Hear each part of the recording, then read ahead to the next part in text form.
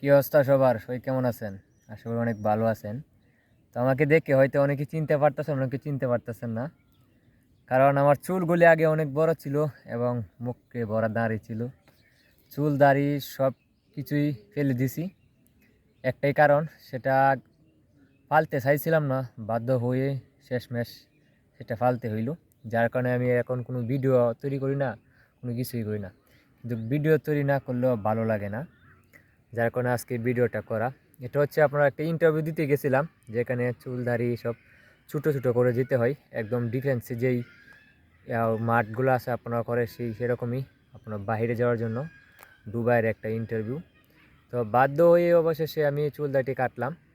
চুল দাড়ি কাটার পরে দুঃখের বিষয় সে একটা, এলাকায় আসার পরে কেউ আমারে চিনে না। মানে যারাই দেখে তারাই অনেকক্ষণ দেন ধরে তাকিয়ে থাকে, তাকানোর পরে বলে যে তুমি জুয়েল না। তারপর তারা চিনতে পারে, যে কথা বু- শুনে তারপর তারা আমাকে চিনতে পারে, তার আগে কিন্তু তারা চিনতে পারে না।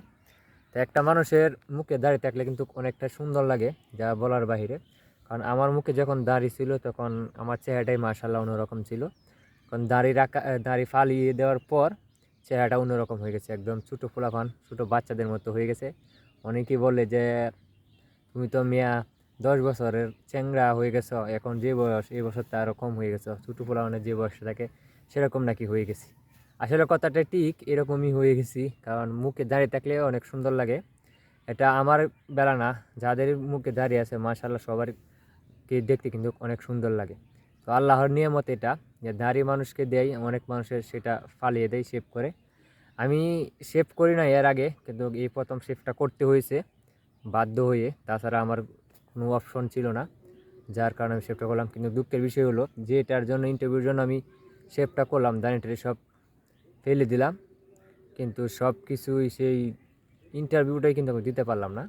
আমাকে আবার সোমবারে যাওয়ার জন্য বলতেছে, যে আবার সোমবার যেতে হবে, সোমবারে গিয়ে তারপর ইন্টারভিউ দিতে হবে। তো আলহামদুলিল্লাহ, সমস্যা নাই, ইন্টারভিউ দিব। তবে নেক্সট টাইম আর এই ভুল করবো না, আর দাঁড়ি ফালবো না। আমি দেখলাম একটা কোনো কিছু হওয়ার জন্য এই দাঁড়ি ফালানো আসে অনেক কষ্ট লাগছে। আমার নিজের কাছে অন্যরকম লাগছে যে আমার দাঁড়ি করে আমি ফেলে দিয়েছি। যেদিকে যায় সেদিকে মানুষ খালি মুখের দিকে তাকিয়ে থাকে, যে দাড়ি ফালাই দিছি কীরকম দেখা যায়। আর কিছু মানুষ তো আসে টিসি করতেই আছে, যে আল্লাহর সাথে মস্করা করছি। আসলে আসলে ঠিকই, কারণ দাড়ি রেখে যদি ফালিয়ে দেওয়া হয় তো এটা অন্যরকম। তো সমস্যা নাই, ভিডিও আবার করব। আর এখন যে চাপের ভিতর আছে সেই চাপটা শেষ করে ইনশাল্লাহ আমি আবারও আপনাদের মধ্যে ফিরে আসবো।